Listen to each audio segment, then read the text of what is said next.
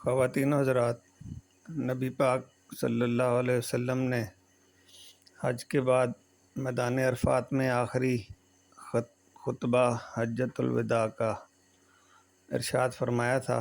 اس کا ایک حصہ خامدوں اور بیویوں کے لیے سن لیں کہ وہ کیا حکم دے کے گئے خامدوں کو اور بیویوں کو۔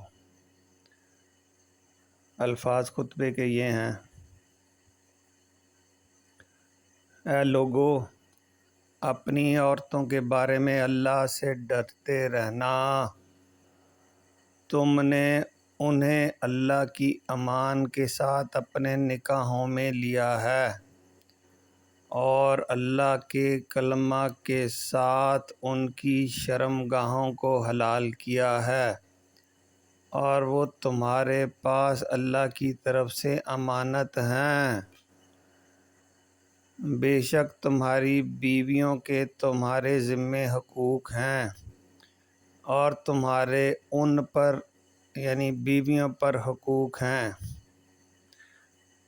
ان پر یعنی بیویوں پر یہ تمہارا حق ہے کہ وہ تمہارے بستروں پر تمہارے سوا کسی اور کو نہ آنے دیں، اور تمہارے گھر میں کسی ایسے شخص کو داخل نہ ہونے دیں جسے تم پسند نہ کرتے ہو، بجز اس صورت کے کہ تم اجازت دو، اور فحش حرکتوں سے علیحدہ رہیں۔ لیکن اگر وہ ایسا کریں تو اللہ نے تمہیں پورا حق دیا ہے کہ تم انہیں منع کرو، ان کو اپنے بستر سے الگ کر دو اور انہیں مارو، مگر ایسی مار جو سخت نہ ہو۔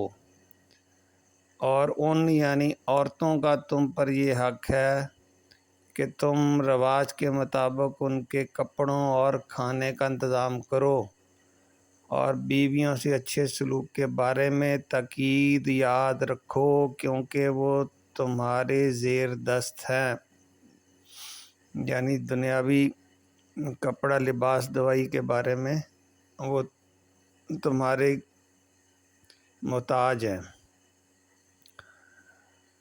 اب اس کے بارے میں سن لیں کہ 4-5 باتیں نبی صلی اللہ علیہ وسلم نے اس میں حکم اور تاکید کی ہیں۔ پہلی بات تو ان خامدوں کے لیے ہے جو اپنی عورتوں بیویوں کے ساتھ، ایک بیوی ہو یا زیادہ، وہ برا سلوک کر رہے ہیں، ان کو ذہنی اذیت دے رہے ہیں، ان کو جسمانی تشدد کر رہے ہیں، ان کی روح کو اور ان کے دل کو ٹکڑے ٹکڑے کر کے فنا کر رہے ہیں۔ روزانہ ایسے ہوتا ہے، یا 4 دن بعد ہوتا ہے، یا مہینے میں 2 دفعہ ہوتا ہے۔ یہ وہ خاوند یاد رکھیں کہ نبی صلی اللہ علیہ وسلم کہہ گئے ہیں کہ عورتوں کے بارے میں اللہ سے ڈرتے رہنا۔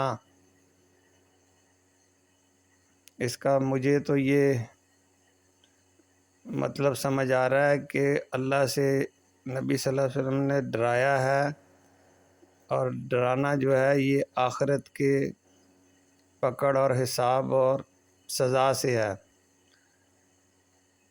اور تاکید سے فرمایا کہ ان کو بیویوں کو تم نے نکاح پڑھ کے اللہ کے کلمے کے ساتھ حلال کیا ہے، اور یہ تمہارے پاس اللہ کی طرف سے امانت ہیں، یعنی یہ اللہ کی امانت ہے، بیویاں، ان میں خیانت نہ کرنا۔ تو خیانت کا ایک پہلو جو ہے ان کے حق ادا نہ کرنا ہے، اور ان کے جان مال کی جو ہے اس میں کوئی کمی کوتاہی رہ جائے وہ بھی اس معاملے میں آ سکتی ہے۔ بعض خواتین اپنے والدین کی طرف سے مالدار آتی ہیں، تو وہ مال بھی ایک امانت ہے، اس کو اپنا مال سمجھ کے ان کی اجازت کے بغیر اڑایا نہیں جا سکتا۔ دوسرا، عورتوں کے بارے میں آگے واضح حکم ہے کہ کوئی غیر مرد تمہارے خامدوں کے بستر پر نہ آنے پائے، اور نہ تمہاری اجازت کے بغیر گھر میں آئے جسے خامد نے اجازت نہ دی ہو، اور فحش حرکتوں سے علیحدہ رہیں۔ آگے لکھا ہے کہ اگر وہ فحش حرکتیں کریں تو انہوں کو منع کرو، بستر سے الگ کر دو، یعنی دوسرے کمرے میں جا کے سو، ان کے ساتھ ناراض ہو کے ان سے سونا پاس بند کر دو اور انہیں مارو۔ نبی صلی اللہ علیہ وسلم نے کہا کہ ایسی مار جو سخت نہ ہو۔ اگر وہ فحش حرکتیں بھی کریں اور تمہیں پتہ چل جائے، ثبوت آ جائے، تو ان کو جو ہے وہ چھری، ڈنڈا، سوٹا، کلہاڑی، خنجر، پستول، گولی یا ٹھڈے، مکے اور تیز دھار آلے یا لوہے کی راڈوں سے یا بیلٹوں سے مارنا، اس کی اجازت نہیں دی، حتیٰ کہ تم پتہ کر لو، تمہیں پتہ چل جائے کہ یہ بری حرکتیں، فحش حرکتیں کرتی ہے، تب بھی یہ والی مار نہیں ماری جا سکتی۔ نبی صلی اللہ علیہ وسلم نے کہا ہے ہلکی مار جو سخت نہ ہو۔ اس کی تفصیل مفتیوں سے پوچھ سکتے ہیں۔ معمولی سی سزا۔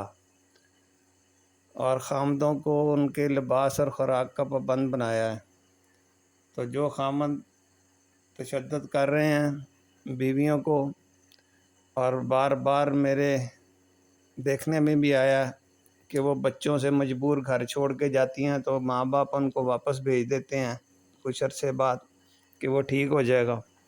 خاوند پھر مارتا 6 مہینے بعد، وہ پھر باپ کے آ جاتی ہیں، وہ پھر باپ بھیج دیتا ہے کہ میرے پاس تیرے بچے سنبھالنے کا خرچہ نہیں ہے، طلاق وغیرہ خلا نہیں لینی، ابھی تو جوان ہے، گزارا کر۔